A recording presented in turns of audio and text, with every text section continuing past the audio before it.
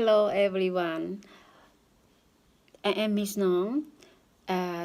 This week is Earth Day week. I have something fun for you to do with your parents at home. We going to make this one. This is the bird feeder. See what material we need. First one, we need peanut butter, the seed. You can use any seed at home. This is the seed of my house, the old one. I have 3 seeds to mix together, and I have sticky light from yesterday, the old one from yesterday.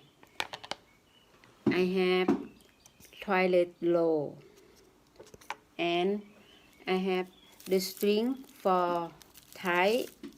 Okay, the last one I have the place for mix the seed together. Let's see how I do it.